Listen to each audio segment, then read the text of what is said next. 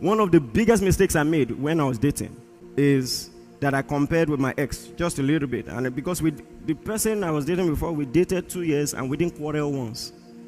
Yes, not once. Even when we're breaking up, I just don't think it's going to work. Really? You mean it?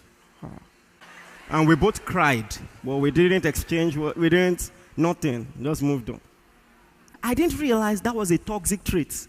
Let me tell you something, it's not always toxic. Peace is possible. Are you listening to me? But there's another extreme. But when I brought it up, PL is not always okay. She's your pastor. So she just said, why didn't you marry her? Don't stress me, right?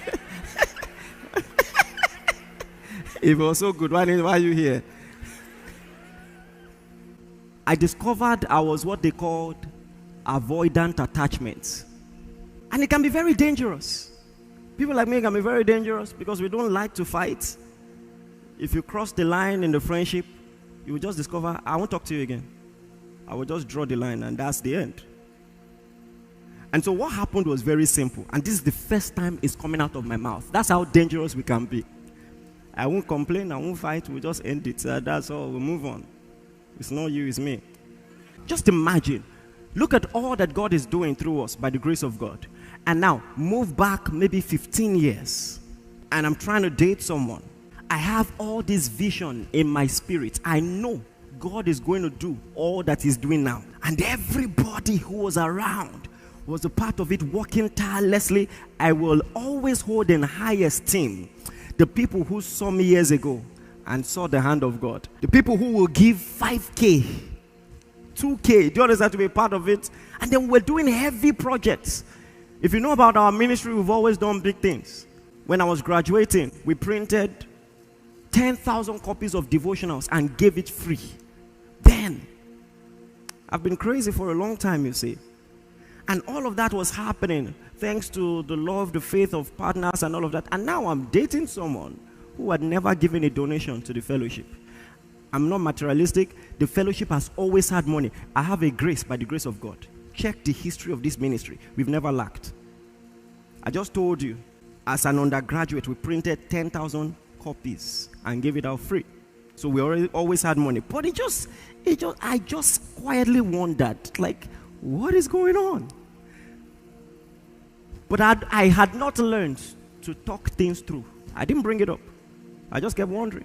And so one day, I wanted to bring it up stylishly. I didn't know how to. So I just said, you know what? We have a project we want to do for the church. Can you loan me 15,000? We didn't need 15,000. I'm telling you, those of you who are aware, we printed devotionals every month, and it costs at least 600,000, and we did it every month without fail. And then she borrowed me the money, and then, I just kept it or something.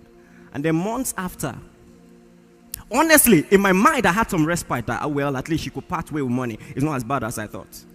Then months after, she came to see me, and we're talking, and then we're already going, and she said, hey, about that money that I borrowed you. So I said, okay. So I went, packaged the money in an envelope. Then in another envelope was letter. I've changed. If you like, don't judge. I'm not doing again. Look at the way some of you are judging me. You don't understand.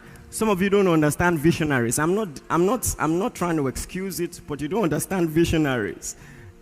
How could you not see it? How could you not be? I'm not talking about a large amount. I'm not once, let's be a part of this. 2K. If it was, okay, give me the money back, but you know what, take 2K, just add to this. Not once. The approach was wrong, do you understand? And I was in a school that didn't use phones.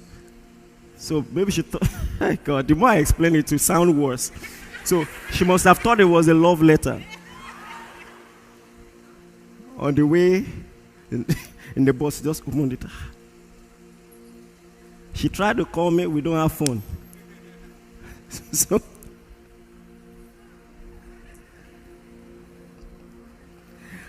The reason I'm telling you this, listen. Now, imagine bringing that attitude into a marriage. You get what I'm saying? You don't want to talk things through. I told you last week, there's a reason women nag. You can be so poor at communication that they want any reaction, bad or good. Just react. Just show that you are alive in this relationship. I'll take anything. If it's anger, even if it's anger. Let me tell you something. To many ladies, anger is reassuring. It means you care. Some of you know what I'm saying. Women, if you have, I'm not saying if you are like that. If you have a clue what I'm saying and you're honest, raise your hand like this. Just, you don't have to raise it up. Thank you. Something like this. I'll take it. Anger is reassuring. You cannot just be stonewalling,